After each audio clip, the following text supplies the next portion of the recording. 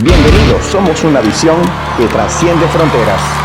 Por eso llegamos a tu hogar a través de la experiencia de Iglesia por WhatsApp, la cual está cargada de oración, adoración y palabra de Dios. Lleva a la iglesia a tu casa y no dejes de recibir salvación, sabiduría y revelación de lo alto. Dale un fuerte aplauso al Rey de Gloria en esta mañana. Gracias, Dios mío. Gracias por tu infinito amor y misericordia, por tu amor, por tu paciencia que tienes con nosotros, Señor. Hoy quiero darle las gracias al Señor por la continuidad del tema que estamos compartiendo de la serie. Una serie que estamos compartiendo que se llama el debido proceso. El debido proceso. Y bueno, haciendo un recuento del tema de la serie, el debido proceso es un término jurídico que se usa en la ley para respetar los derechos de las personas que están siendo juzgadas. O sea, cuando una persona entra en proceso, quiere decir que está siendo, digamos, víctima de una querella o una denuncia. Cuando en el mundo natural se denuncia a una persona, las autoridades deben respetar el debido proceso.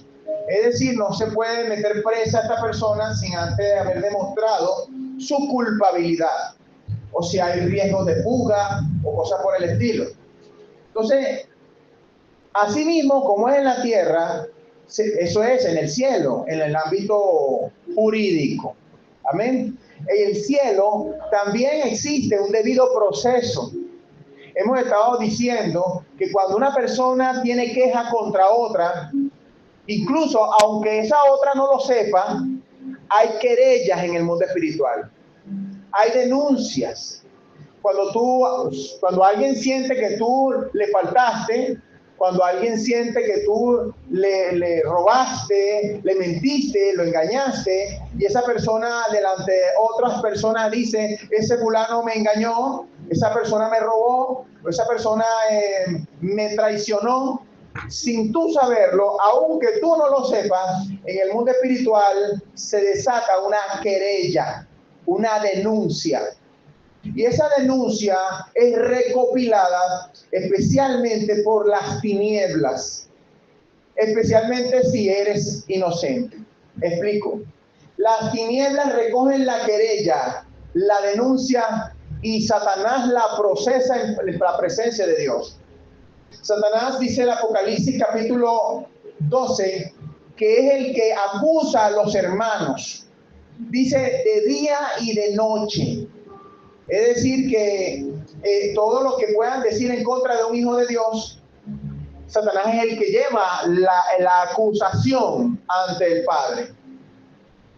También, si algún hijo de Dios está siendo afectado por una situación, lleva ante la presencia de su abogado. ¿Quién es el abogado de los hijos de Dios? Jesucristo. Y uno en oración le presenta a Jesucristo nuestras causas. Y Él, como buen abogado, intercede por nosotros ante el Padre por esa causa. El Espíritu Santo le asiste a todo el creyente que no sabe por qué le están pasando las cosas. Por eso que en la oración nosotros también hablamos con el Espíritu Santo para que nos lleve a toda verdad.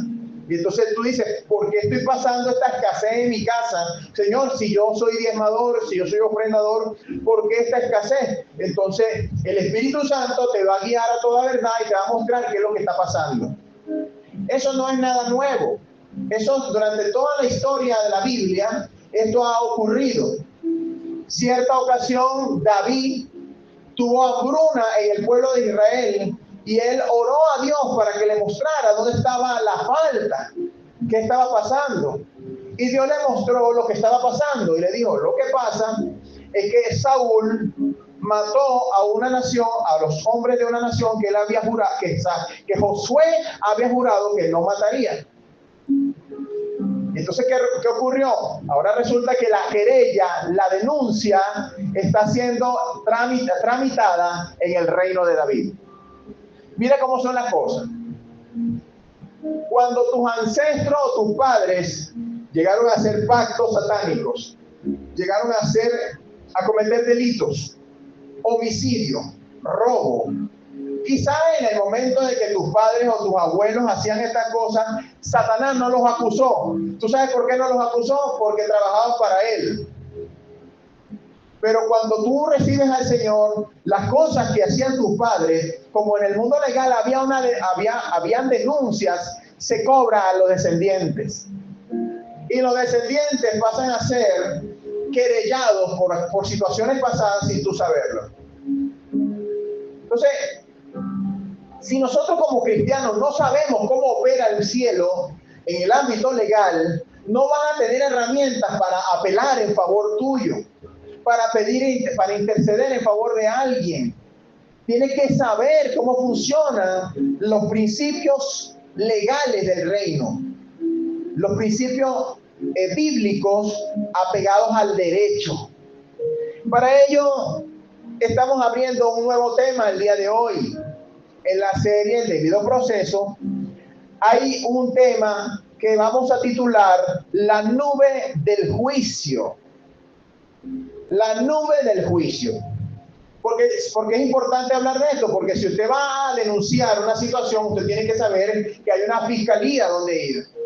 Si usted va a ir a participar de un juicio, usted tiene que saber dónde quedan los tribunales en el mundo natural. Pues en el mundo espiritual también tienes que saber que los juicios se desatan en la nube.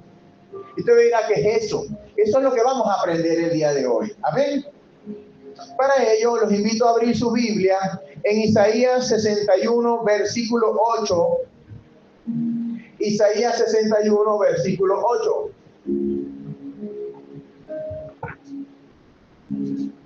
Amén. Y vamos a leerlo bajo la bendición de Dios Padre, Hijo y Espíritu Santo. Amén. Mira cómo dice. Porque yo, Jehová, soy amante del derecho y aborrecedor del latrocinio. Esta es la primera parte del versículo, pero es suficiente para lo que vamos a hablar. Porque yo, Jehová, soy amante del derecho, aborrecedor del latrocinio. Vamos a la oración. Dile ahí, Padre, en el nombre de Jesús, te doy las gracias por tu palabra y bendigo esta palabra. Y te pido, dame hoy espíritu de sabiduría y de revelación en el conocimiento de ti. Abre mi entendimiento para poder comprender las Escrituras y llévame a las aguas profundas del Espíritu Santo. En el nombre poderoso de Jesús. Amén, amén y amén. Fíjate que aquí dice que Dios es amante del derecho. Pero ¿qué es el derecho? Según el diccionario, el derecho es un conjunto de normas y principios que regulan la conducta humana, buscando establecer el orden y garantizar la justicia. Dice que estas normas son creadas y se aplican para su cumplimiento, para emitir sanciones. Y dice, el derecho busca resolver conflictos. Dice, proteger los derechos de las personas y promover la convivencia pacífica.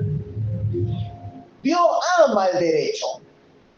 Dios, cuando tú amas algo, tú te aferras a ese algo. Si dice la Biblia que Dios ama el derecho, Dios nunca va a fallar en favor tuyo porque Él te ame a ti. Él va a fallar conforme a derecho, conforme a justicia, y puede amarte con toda su alma. Como dice Juan 3:16, Él te amó tanto que dio a su Hijo unigénito para que todo el que en Él crea no se pierda y tenga vida eterna. Es decir, Él te ama tanto que dio a su Hijo para que tú tuvieses vida abundante. Pero el hecho de que Él te ame no quiere decir que Él va a omitir la justicia y el derecho. Eso es como cuando mi mamá me pegó a mí por primera y última vez. Mi madre me pegó a mí una sola vez en la vida. Y yo supe en ese azote cuando lo que significa una correa de ida y vuelta. O sea, cuando tú lanzas el correazo y la misma correa regresa. Fue suficiente para yo entenderlo, pero ¿sabes por qué? Porque yo le decía, tú no me amas. Y ella me dice, porque te amo es que te estoy dando la correa. Porque te amo es que te estoy dando el azote. Y yo he escuchado muchas veces personas que dicen, yo prefiero darle correa a mi hijo, azotarlo y reprenderlo, antes que la vida lo azote. ¿Por qué? Porque la vida no va a tener compasión, el mundo no va a tener compasión. Y va a llegar a la cárcel y va a recibir más azote todavía si yo dejo que se me descarrile. Así que yo prefiero darle azote, yo que soy su mamá, que soy su papá, antes que los desconocidos lo azoten, porque no van a tener misericordia.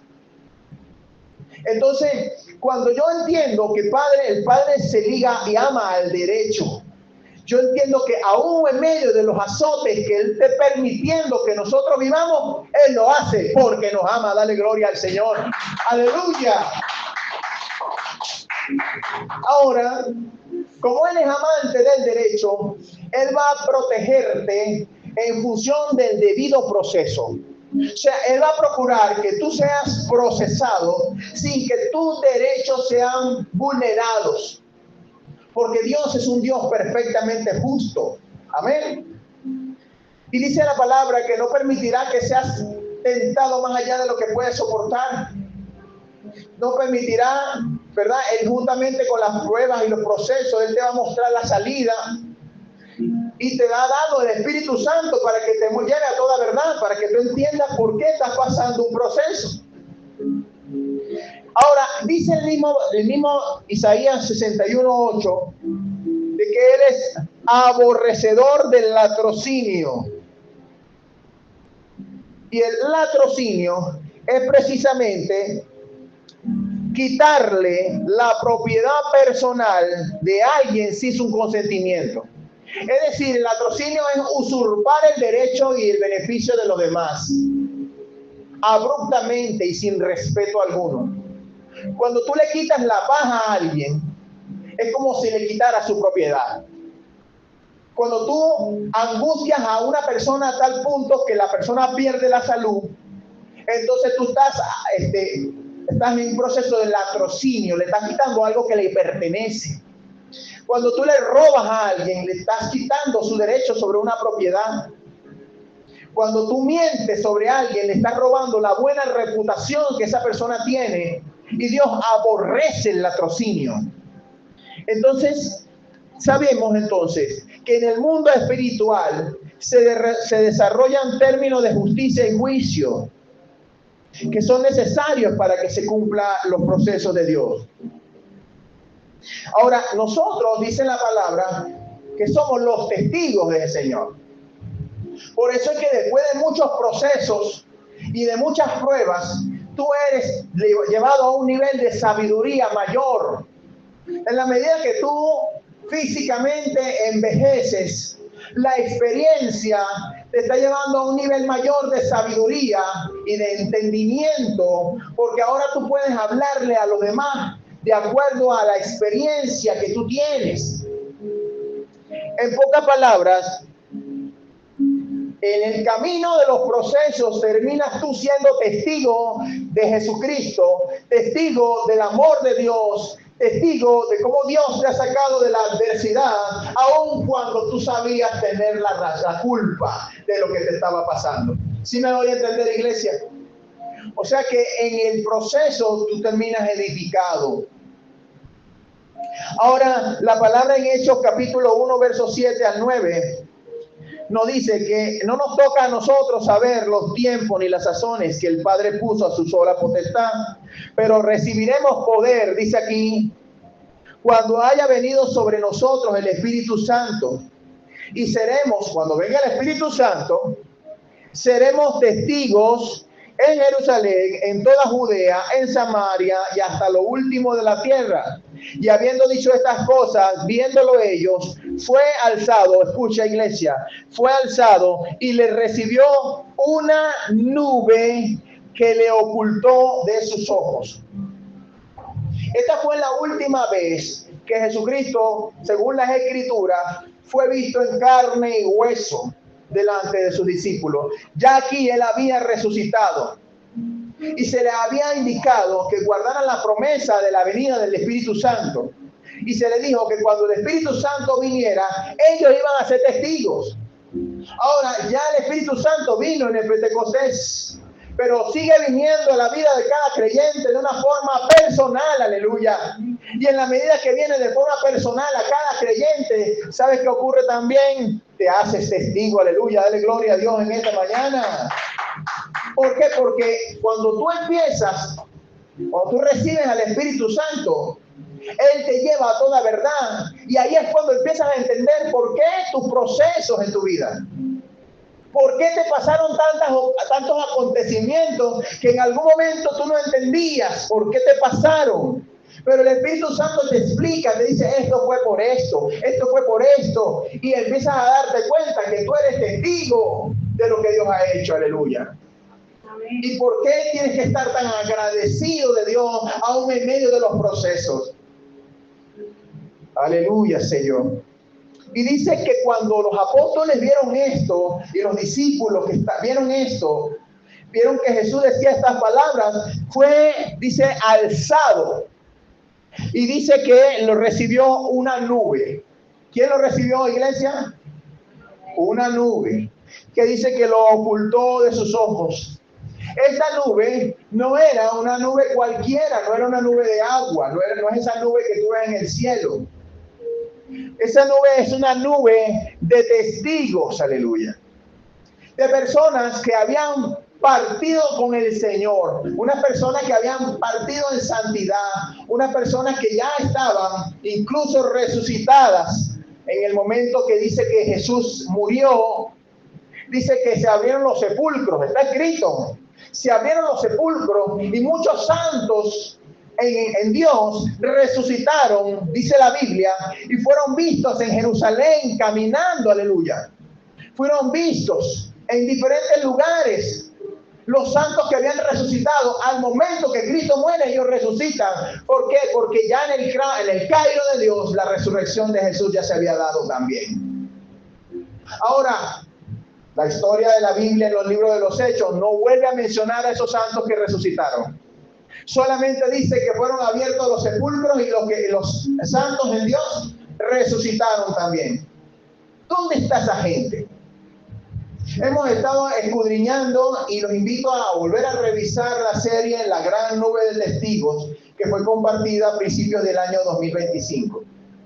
En La Gran Nube de Testigos, como una serie de enseñanzas, llegamos a aprender que todos estos santos, cuando a la medida que fueron resucitando, ascendían a la nube de testigos y participaban del juicio, y una vez siendo juzgados, recibían cuerpos glorificados y cuerpos eternos como los del Señor.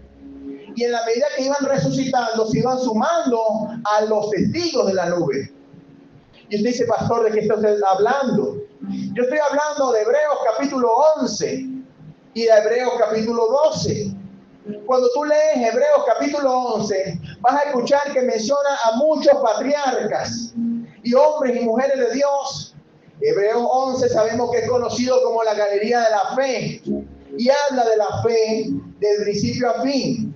Menciona a Abraham, menciona a Jacob, menciona a Isaac, menciona a todos los santos del Antiguo Testamento y a algunos porque realmente son más. Pero en el capítulo 12, versículo 1, dice, ahora estando nosotros delante de esta gran nube de testigos, aleluya, teniendo en derredor nuestro esta gran nube de testigos, esos testigos de Hebreos 12:1 son todos los santos que fueron resucitados, que están en Hebreos 11, léelo, dice Hebreos 11, todos los testigos, y en Hebreos 12:1 dice, ahora estando nosotros delante teniendo, mejor dicho, dice, teniendo en derredor nuestro. Iglesia, lee. No te confíes de lo que yo te digo, lee. Dice, teniendo en derredor nuestro a esta gran nube de testigos. ¿Qué es alrededor tuyo, mi hermana? ¿Qué es alrededor tuyo, hermano que me escuchas? Observa a tu alrededor. ¿Será que tú ves a esa nube de testigos que él está mencionando allí? Obviamente no lo puedes ver porque no son visibles a nuestros ojos de carne. Ellos son visibles en el Espíritu. Son todos los santos en el Señor que están ahora con el Señor. Aleluya. Gloria a Dios en esta mañana. Como ellos ya han sido resucitados y tienen cuerpos glorificados, ellos tienen no por su propia potestad, sino por la potestad del Espíritu de Dios, ellos tienen la posibilidad de presentarse en cualquier lugar. Hemos dicho, por ejemplo, el caso de cuando Jesús se transfiguró.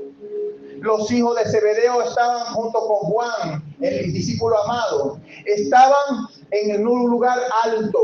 Y dicen que Jesús, cuando ellos abrieron los ojos, estaba Jesús hablando con Moisés y Elías. Y dice que una nube estaba alrededor de ellos. Y dice que tuvieron miedo de entrar en la nube. Aleluya. Y cuando los hijos de Zebedeo y Simón, Jacobo y Simón Pedro, Jacobo y Juan entraron a la nube de testigos, en esa nube le dijeron al Señor, Señor, haremos aquí 3 enramadas, una para Moisés, una para Elías y una para ti, no sabiendo lo que estaban diciendo. Y dice que en ese momento se escucha una voz de la nube que decía, este es mi hijo el amado, a él oí. Ahora, era el Padre que hablaba ahí del Señor Jesús. Y dice que ellos en el momento cerraron los ojos y cuando lo abrieron, Jesús le dijo que no mencionara nada hasta que el Hijo del Hombre fuera resucitado. Aleluya. Entonces, cada vez en la historia de la palabra, nos hemos encontrado con situaciones donde la nube se ha manifestado en un lugar determinado. Y vamos a hacer referencias bíblicas de todo eso, porque esto no es que yo lo digo, es que está escrito en la palabra. Mira lo que dice, por ejemplo, Job capítulo 1, verso 6. Un día vinieron a presentarse delante de Jehová los hijos de Dios, entre los cuales vino también Satanás. ¿Quiénes son los hijos de Dios? Muchos decimos que son los ángeles, pero también nosotros somos hijos de Dios. Y saben, nosotros dice la palabra que fuimos concebidos desde antes de la fundación del mundo. Es decir, que desde antes de haber nacido, ya nosotros estamos en el Señor. Como espíritus ya estábamos en el Señor. Y dice, entre ellos también Satanás. Y dijo Jehová a Satanás, ¿de dónde vienes? Respondiendo Satanás a Jehová dijo, de rodear la tierra y de andar por ella. Y Jehová dijo a Satanás, ¿no has considerado mi siervo Job, que no hay otro como él en la tierra, varón perfecto y recto, temeroso de Dios y apartado del mal? Date cuenta cómo un hombre justo como Job, aun siendo un hombre justo, fue procesado. Pero te dirás, si Job era un hombre justo, porque entiéndese que aquí estamos entre la nube de testigos, Dios está haciendo juicio. En ese lugar está el acusador de nuestros hermanos, al cual señala Apocalipsis 12:11, que nos acusa de día y de noche. Entonces, sabemos que lo que estamos acá es en un juicio. Y sabemos también que Job, antes de que Dios lo mencionara, él levantaba holocaustos todos los días por si sus hijos habían blasfemado el nombre de Dios. Ahora yo te digo, iglesia, si Job levantaba holocausto todos los días por si acaso sus hijos habían blasfemado el nombre de Dios, ¿era correcto esta ofrenda? ¿Ese sacrificio era correcto? Te voy a decir una cosa. Una cosa es que tú hagas sacrificios de gratitud al Señor y otra cosa es que hagas sacrificios de temor. porque cuando él hacía sacrificios, por si acaso sus hijos habían blasfemado, había en el corazón de Job temor de lo que pudiesen estar haciendo sus hijos en las fiestas que ellos hacían. Porque eran 5 hijos varones y eran 2 hijas hembras, y todos los días hacían fiesta. Tú dices ahí en alguna parte que ellos hacían oración. Tú ves en alguna parte que sus hijos hacían servicio, alabanza, sacrificio y ofrendas al Señor. No, ellos hacían la fiesta todos los días.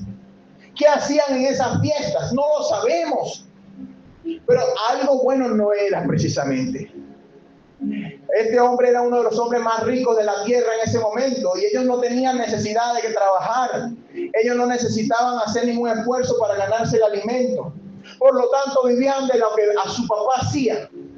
Y él, en vez de corregirlos y guiarlos por el buen camino, él solamente hacía ofrendas de sacrificio por si acaso ellos habían blasfemado el nombre de Dios. Había temor en el corazón de Job. Y el temor, dice ahora el mismo Job, en el verso 34, capítulo 31, verso 34 a 35. Búscalo para que vea lo que dice Job mismo. Job fue el que dijo eso. Capítulo 31, verso 34, 35. Aleluya, Señor. Que sean abiertos nuestros ojos, Señor, a toda verdad, Padre. Mira lo que dice: porque tuve, hablando Job, porque tuve temor de la gran multitud, y el menosprecio de las familias me atemorizó. Ahora empiezan a entender por qué Job hacía sacrificio de día y de noche. Perdón, sacrificio por si sus hijos habían blasfemado. Él no lo hacía para agradarle a Dios, él lo hacía por miedo. ¿Cuánta gente no son de los que llevan las ofrendas al altar en la iglesia, pero no por gratitud de que tú me has bendecido, Dios, yo te voy a dar ofrenda, te voy a dar diezmo de lo que tú me has dado, sino que dan el diezmo para que no venga el devorador?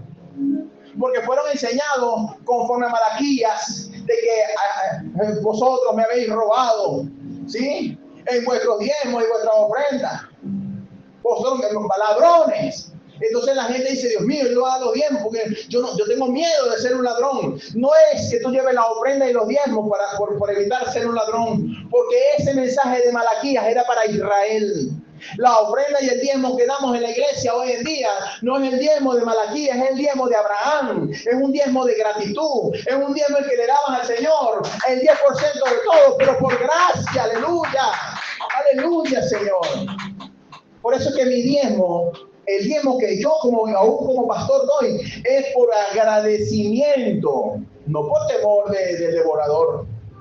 Porque si yo estoy haciendo una ofrenda por miedo, está contaminada tu ofrenda. Es como que si tú creyeras que Dios se va a desquitar de ti porque tú no des el diezmo. Y Dios no es así. Ni que Él necesita la real. Dios necesita real. Dios necesita que le dé ofrenda. No, Él no necesita nada tuyo, nada. Él solamente espera gratitud. Tú verás la manera de agradecérselo, pero tú tienes que darle gratitud. Es lo menos que espera de ti, es gratitud. Aquí Job estaba haciendo ofrendas de sacrificio, de miedo. Estaba contaminada su ofrenda. Aún así él no era injusto, solo que era ignorante de lo que estaba pasando. Porque mientras él hacía ofrendas con miedo, Satanás lo estaba pidiendo para zarandearlo. Así como cuando Simón Pedro habló con Jesús y le dijo: no permita que esto te acontezca, Señor. Ten compasión de ti mismo. Y mismo Jesús, amando a Pedro, le dijo: apártate de mí, Satanás. ¿Cuántas veces se habrá acercado a tu vida alguien diciéndole: oye, pero ten consideración contigo mismo? ¿Ah? Tú vas a darle tu comida a esa persona que está llegando sabiendo que tú también tienes hijos. Apártate de mí, Satanás. Porque donde comen 2, comen 3. Donde comen 3, comen 4. Yo puedo compartir de lo que estoy dando, porque no le estoy dando todo, le estoy dando parte de lo que Dios me ha bendecido. Esas voces extrañas que te dicen es para ministrarte, para que tú no recibas la recompensa que viene detrás de tu bendición. Aleluya. Entonces aquí dice, porque temor de la gran multitud y el menosprecio de las familias me atemorizó. Y luego dice, y callé, obsérvalo, y callé, y no salí de mi puerta. ¿Qué dice más adelante en el Nuevo Testamento el apóstol Pablo? Entre tanto callé, se envejecieron mis huesos. ¿Cuántas veces no has tenido ese tapujo que tienes que decir algo y no lo dices? Aquello que tienes, esa inconformidad que tienes con tu hermano, con tu padre, con tus hijos, de algo que ellos están haciendo a tus ojos, los están haciendo mal, pero como tú no entiendes y temes hablarle, entonces te quedas callado para que no se moleste, para que no te malentiendan, en vez de hablar y decir, mira, yo tengo en mi corazón algo que necesito hablar contigo, ¿vale? Yo no puedo seguir con esto, esta raíz en mi corazón, porque se está convirtiendo en una raíz de yuca, cada vez es más profunda, y estoy dudando en mi corazón cada día más de ti. ¿Cuántos matrimonios no se han terminado porque nunca conversaron algo que en algún momento puso dudas en el corazón de uno de los dos? ¿Cuántos grandes negocios no se terminaron porque los socios nunca conversaron de un punto que se quedaron callados para no compartirlo? Y esto le pasó a Job también. En vez de hablar con sus hijos, él tenía que decirle, hijos, ¿qué es lo que están haciendo ustedes? Aunque sea un momento en el día, denle gracias al Señor. Yo no tengo por qué estar haciendo ofrendas por ustedes. Hagan ustedes sus propias ofrendas, aleluya. Bendito el Señor. ¿Cuántas iglesias, incluso pastores, no le dicen a los matrimonios, a las parejas que viven en concubinato, Señor, tiene que casarse porque a Dios no le agrada la fornicación, ustedes están en fornicación, pero no se lo dicen porque le temen irse, que se le vaya de la iglesia? ¿Qué importa? Yo tengo que decirte la verdad, así no te agrade, aleluya, de gloria a Dios, porque no tienes por qué escuchar lo que tú quieres, sino lo que necesitas escuchar. Entonces sigue hablando aquí Job en el verso 34-35 del capítulo 31, dice, y callé y no salí de mi puerta, ¿quién me diera, quien me oyese? He aquí mi confianza es que el Omnipotente testificará por mí. ¿Y qué más dice? Aunque mi adversario me forme proceso. Voy a volverlo a repetir. Aunque mi adversario me forme proceso. ¿Quién es el que te forma proceso, iglesia? El adversario. ¿Quién es el adversario, hermana? Satanás, que el Señor lo reprenda, porque Él es el que te adversa. Él es el que te pone la zancadilla para después acusarte. Él es el que te pone la tentación para después ir de chismoso, decir que tú aceptaste. Y todavía hay muchos que quieren hacer alianza con Satanás, sabiendo que él mismo te propone el negocio sucio y él mismo te acusa delante de Dios.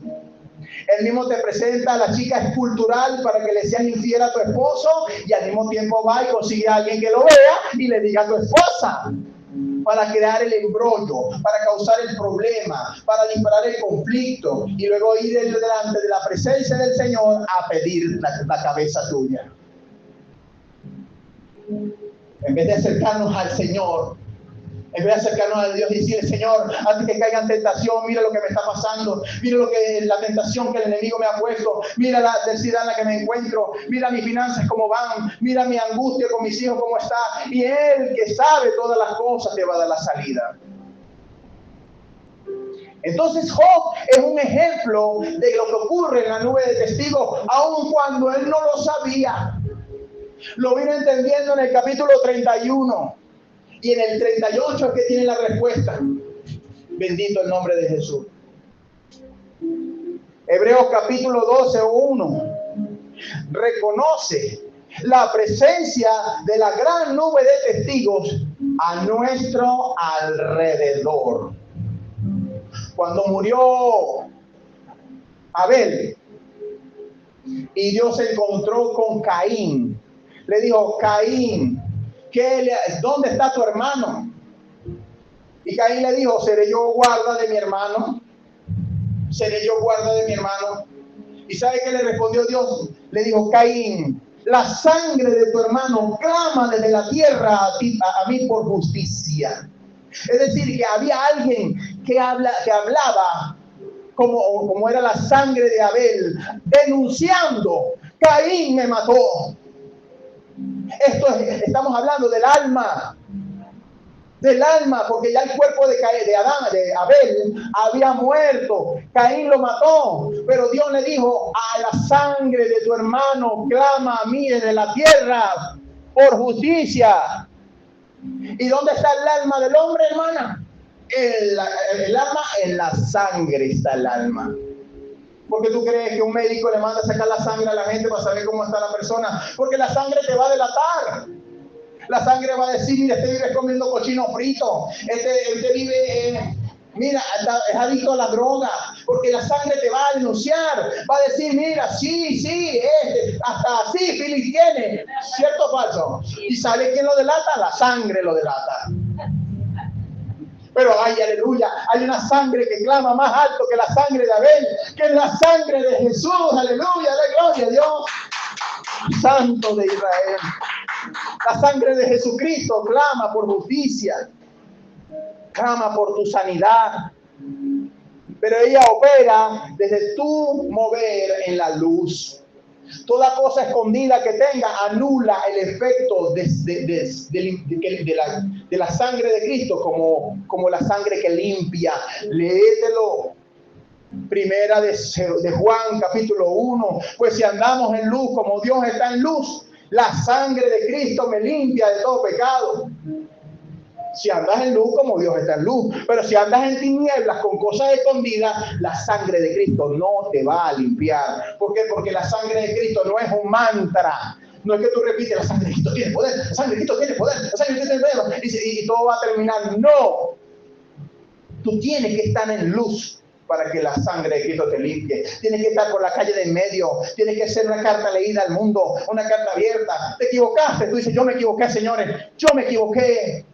No andas escondiendo tus errores. Tú dices cuál es tu error. Y cuando te equivocas, le pides perdón a la persona a la que faltaste. Te arrepientes de lo que hiciste.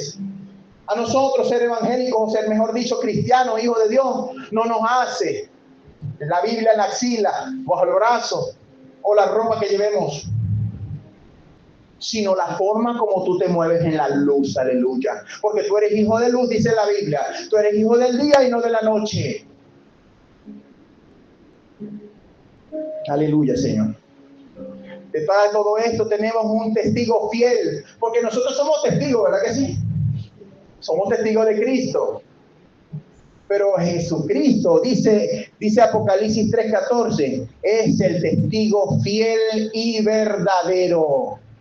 ¿Sabes por qué Jesucristo es el testigo fiel y verdadero? Porque Él es omnipotente en cuerpo humano. Él, como omnipotente, como omnisciente, Él tiene conocimiento de la verdad y la realidad de cada persona sobre la tierra. Él es testigo de por qué le pasó tal y cual cosa a cada ser humano sobre la tierra. Es decir, que aunque nosotros somos testigos de lo que nosotros nos ha pasado y cómo Dios nos ha sacado de proceso por medio de nuestro testimonio.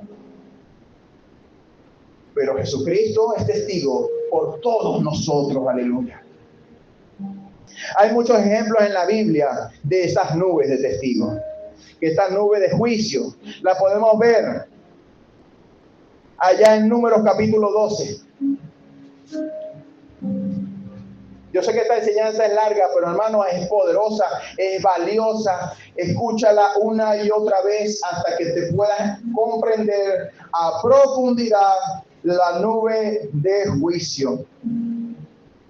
Números capítulo 12, versículos 10 al 11. Dice, en cuanto a la familia de Coré,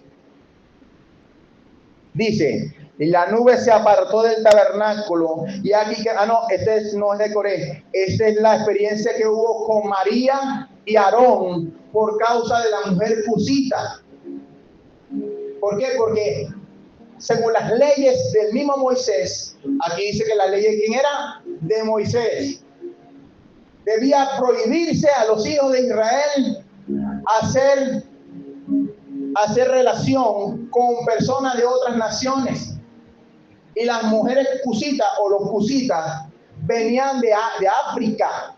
Si ustedes eran de un color oscuro, y era prohibido, no porque fueran de tono oscuro, sino porque eran distintos al pueblo de Israel. Estaba prohibido relacionarse o casarse con ellas, y Moisés se casó con una mujer cusita. María y Aarón murmuraron de Moisés, y Dios llamó a María, Aarón y Moisés fuera del tabernáculo donde estaban reunidos, y confrontó a María y a Aarón y le dijo que él podía tratar con su siervo Moisés como él quisiera, que nadie tenía que meterse en la relación que Dios tenía con Moisés o Moisés con Dios, que si había alguien que debía juzgar con justicia era el Dios, pero ustedes no. Y dice que cuando la nube se levantó, María estaba totalmente leprosa. ¿Por qué? Porque fue llevada a juicio automáticamente después que murmuró de Moisés. ¿Cuántas veces esa fiebre, ese quebranto, ese malestar del cuerpo, ese cáncer, ese SIDA no ha sido consecuencia de que en algún momento levantaste juicio o querella en contra de alguien, de alguno de los santos de Dios? ¿Cuántas veces no te habrás burlado de algún ministro, pastor o de algún cristiano que estaba haciendo lo correcto delante de los ojos de Dios? Pero tú, como no lo entendías, lo juzgabas y lo condenabas, y sin saberlo, en derredor tuyo los juicios se estaban desarrollando y como consecuencia vino una enfermedad, como le pasó a María en Números capítulo 12, versos 10 al 11. También tenemos otro ejemplo en Números, ahí mismo en Números capítulo 16. Se levantó otra vez un grupo de personas en contra de Moisés, diciéndole: ¿acaso nosotros no somos santos en la tierra, entre el pueblo de Israel? ¿Qué te habrás creído tú, príncipe de Israel, sobre nosotros? ¿Cuántas veces habrá salido de alguna congregación alguna persona que ya se cree profeta o pastor o ministro, y sin ser enviado empieza a provocar divisiones en la misma iglesia donde empezó a creer, en contra del pastor que te predicó en una primera vez y que quizás te llevó hasta las aguas del bautismo, y tú, en vez de tener temor de Dios, porque hoy de repente tu pastor está pasando por una prueba, tú, en vez de entenderlo y orar por él, lo que hace es juzgarlo, condenarlo y murmurar y traerte a la mitad de la iglesia para formar tu propia congregación. Pues yo te digo, hoy mismo hay juicio a tu alrededor de esa gran nube de testigos en contra tuya por decir y hablar lo que no sabes. Aquí pasó eso en Número 16. La familia de Coré y otras familias del pueblo de Israel se levantaron contra Moisés. Y Moisés dice acá en esta palabra que levantó una intercesión delante de Dios y dijo: hoy vamos a saber si realmente Dios está entendiéndose con Coré o si es conmigo y con Aarón, con quien se está entendiendo. Y dice que se abrió la tierra, aleluya. Pero antes de que se abriera la tierra, ¿sabes qué pasó? Le dijo al pueblo: aléjense de las tiendas de Coré. Así como pasó con María y Aarón, le dijo: sálganse del tabernáculo. Dios siempre, cuando va a poner en juicio a alguna persona, lo aleja de los inocentes. Alerta cuando Dios te diga: aléjate de tal o cual persona. Y tú sabes que está en desobediencia y tú crees que porque tú estés con esa persona lo vas a ayudar. No, cuidado. A veces es mejor orar desde lejos. Porque cuando la persona es terca para entender los procesos de Dios y que está probablemente entrando en juicio, tú no puedes quedarte con él, porque puede ser que estés entrando en juicio tú también. Si la nube de testigos que llenó de lepra a María, la hermana de Aarón, hubiese descendido dentro del tabernáculo, más de uno hubiese salido con lepra. Si la nube de testigos que descendió acá en Números 16, hubiese descendido cuando el pueblo rodeaba la casa de Coré, parte del pueblo inocente hubiese caído también. ¿A dónde? Al Seol, vivos. Bendito el nombre de Jesús. La palabra del Señor nos dice, primero de Juan, capítulo 2, versículo 1. Hijitos, estas cosas les escribo para que no pequéis. Si alguno ha pecado, abogado tenemos para con el Padre, a Jesucristo el justo. Iglesia, Jesucristo es nuestro abogado por excelencia. Nosotros como hijos de Dios no debemos temerle a la nube del juicio. Nosotros accedemos a las nubes del Señor también para adorar a Dios, para exaltar su grandeza. Pero entre las nubes del Señor, en las cuales esperamos al Señor Jesucristo, como lo dice Tesalonicenses, dice, y vendrá el Señor en las nubes, ¿verdad que sí? ¿Cuáles nubes vendrán? Son las nubes en las cuales está un pueblo que ha creído en Él y que está con Él. Y nosotros, cuando nos toque partir de esta tierra, también se abrirán los cielos y veremos al Señor venir en las nubes del cielo por nosotros. Por eso dice, y todo ojo lo verá. Todo ojo lo verá. Porque en el momento de trascender de la vida de la carne a la vida del Espíritu Santo, en la cual pasamos a vivir en espíritu, en la cual dejamos este tabernáculo ya dañado o anciano o ya pasado de años, nosotros también serán abiertos los cielos y veremos la nube de gloria. Y veremos al Señor venir por nosotros. Mas no así el impío, el que le da la espalda al Señor, no llegará sino al Seol. Y no serán los ángeles los que vendrán por ellos, sino los demonios, con los que ellos hicieron alianza toda la vida. Si alguna persona hizo alianza con espíritu de robo, los espíritus de robo vendrán por él. Si hizo alianza con el espíritu de adulterio, los espíritus de adulterio vendrán por él. Si hizo alianza con la mentira, los espíritus de la mentira vendrán con él. Y todos los espíritus de tormento y demonios de las tinieblas arrastrarán el alma de esta persona al Seol. Pero no tú, amado, que me escuchas.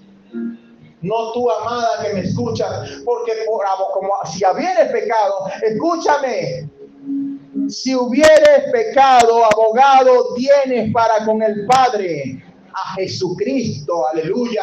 Ve donde el Señor Jesús, busca al Señor Jesús mientras pueda ser hallado. Dile al Señor, dame de tu Espíritu Santo que me guíe a toda verdad, aleluya. Porque aunque mucha gente en las iglesias habla del juicio final, no esperes el juicio final, porque en este momento tú puedes estar atravesando un momento de juicio y no lo sabes. Juicio por lo que dijiste, fue juicio por lo que otros dicen que tú hiciste, pero tenemos como abogado a Jesucristo. Dale gloria, gloria, gloria al Señor.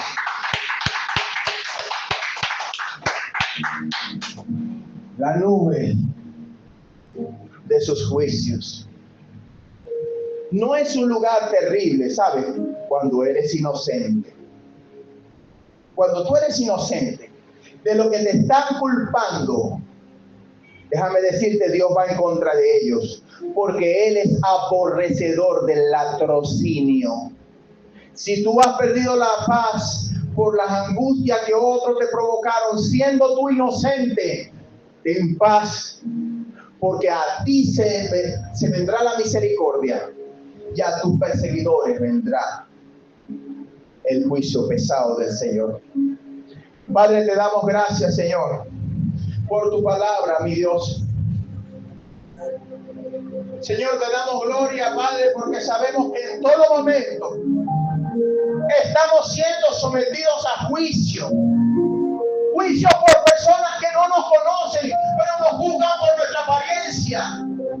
juicios de personas, querellas de personas que murmuran de nosotros, Señor, sin conocer las goteras de nuestras casas, sin saber las pruebas por las que han pasado, sin saber, te juzgan por tu color de piel, por tu forma de vestir, por tu forma de hablar, por lo largo de tu cabello, si cargas o no cargas zarcillo, si usas o no usas falda. Aleluya, Señor, te pedimos que no tomes en cuenta su pecado, así como Jesús lo dijo en la cruz del Calvario. Señor, no saben lo que hacen, no saben lo que hacen. Nos ponemos en la brecha en esta hora para que tengas misericordia sobre todos aquellos que murmuran de tus hijos, Señor, que murmuran de tus ministros, que murmuran porque aún nosotros en ignorancia hemos pecado, pero tú nos has perdonado, Señor. Que ellos accedan al perdón, que ellos accedan al arrepentimiento, que ellos tengan oportunidad de conocerte, Padre, en el nombre de Jesús, Señor. Porque sabemos que tú eres severo cuando se trata de la injusticia. Oh, Señor, si nos vamos a rodear de la nube del juicio, queremos saber que Cristo es nuestro abogado. Por eso apelamos primeramente al Señor. No apelaremos a nuestra justicia, porque tu palabra dice claramente que nuestra justicia es como trapo de inmundicia, porque aún nuestra justicia está contaminada. Por eso acudimos a ti, Padre, por la justicia de Jesucristo, que es el testigo fiel y verdadero. Él es el testigo fiel y verdadero. Apelamos a Jesucristo, aleluya, porque Él no solamente conoce mi realidad, sino que conoce también la realidad del otro. Y sabemos que toda la causa, la culpa y la condena viene sobre Satanás y sus demonios, a los cuales denunciamos en esta hora, Padre, en el nombre de Jesús. Dile, y rompo toda alianza con las tinieblas. Hoy rompo mis vínculos con la oscuridad y reconozco tu grandeza, Señor, en el nombre de Jesús. Amén, amén, amén. Dale gloria al Señor. Gracias, Señor. Aleluya, aleluya, aleluya.